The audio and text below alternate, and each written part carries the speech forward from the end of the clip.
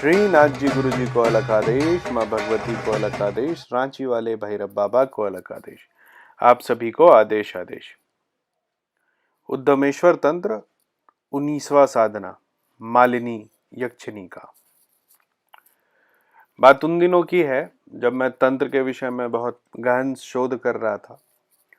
तो जितने तंत्र के केंद्र हैं हर जगह मैं जाता था। उसी में आसाम और मणिपुर के बॉर्डर पे मैं एक गांव में गया था। तो उस गांव में कहते हैं कि बच्चे भी तंत्र करना जानते हैं। मतलब वो ऐसे घास उठा करके उसको मिठाई बना के आपके हाथ में दे सकते हैं। लेकिन ऐसा माना जाता है कि वो नरभक्षी हैं, तो वहां रात में रुकना मना होता है। वहीं पर मैंने एक तांत्रिक की कहानी सुनी थी। मैंने कोशिश किया था उससे मिलने का, लेकिन मैं मिल नहीं पाया था और मुझे उस समय वो कहानी लगी थी। कहा जाता है कि जो वहां पे बोडो मूवमेंट आसाम में चल रहा था, तो वो जो बोडो उग्रवादी होते हैं उनके पास एक तांत्रिक है या था। अब क्या स्थिति है मुझे पता नहीं। वो उनको एक ऐसी ताबीज देता था जिससे कि जो गोलियां होती है पुलिस की वो उसको नहीं लगती थी, उनको नहीं लगती थी, उनके शरीर का भेदन नहीं कर पाती थी। प्रथम दृष्टया मुझे ये बस बातें लगी। फिर मैंने इस पर शोध किया और मुझे मालिनी यक्षिणी की साधना के बारे में पता चला। मालिनी यक्षिणी का मतलब क्या होता है? मालिनी यक्षिणी का मतलब होता है पुष्पों की जो रखवाली करती है वो मालिनी होती है। तो आप पुष्प रूप है, उसकी वो रक्षा करेंगे।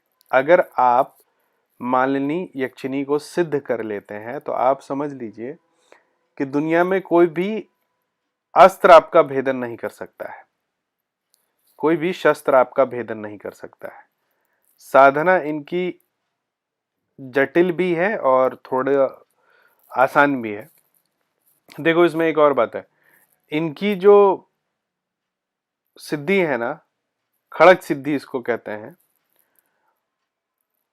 इसको किसी भी चौराहे पे किया जाता है। अब मेरा किसी से पिछले दिनों बात हो रहा था, तो उसका कहना था कि भाई चौराहा तो हर जगह बिजी होता है, चारों तरफ से गाड़ियां आती रहती है, तो आप हमेशा चौराहे का मतलब जो काली सड़क वाली चौराहा है वो क्यों सोचते हैं?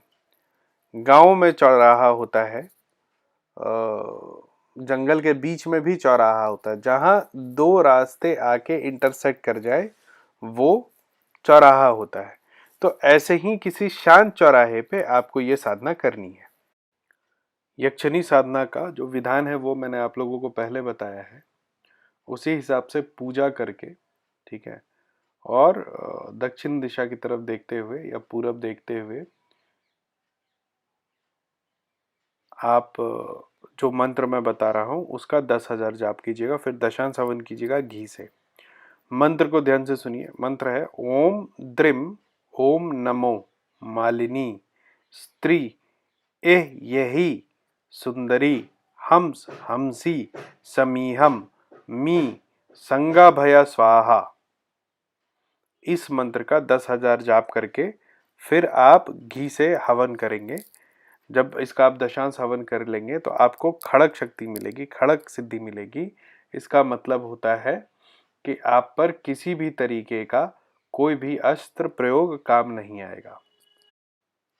पहली बार में हो सकता है कि आप इस साधना में पास ना हो। उसका बहुत सारा कारण होता है, आपकी मानसिक स्थिति, आपका जो साधना का अनुभव है वो, आपका फिजिकल दशा, आपने जो ध्यान से वो साधना को किया, जिस फल की इच्छा के लिए किया, वो हो सकता है पहली बार में, दूसरी बार में, तीसरी बार में आपको सक्सेस ना दिला पाए। लेकिन आपको जब तक सक्सेस ना मिले, अभी तक जितने साधकों का मैंने सुना है, जिन लोगों ने साधना किया है उन्होंने 6 साल 7 साल ये साधना किया, तब जाके उनका सिद्ध हुआ है। तो साधना बहुत ही सिंपल है, लेकिन इसका फल उतना ही ज्यादा लाभकारी है। तो इसमें आपको समय लगेगा, तो समय लेकर के इस साधना को कीजिए। जिनको भी लगता है कि उन पे जान का खतरा है, ऐसे लोगों के लिए साधना ज्यादा उपयोगी है। भले आपको बिल्कुल ही खड़क साधना ना मिल जाए, लेकिन फिर भी आपकी जान की सुरक्षा इस साधना से होती है, क्योंकि ये यक्षिणी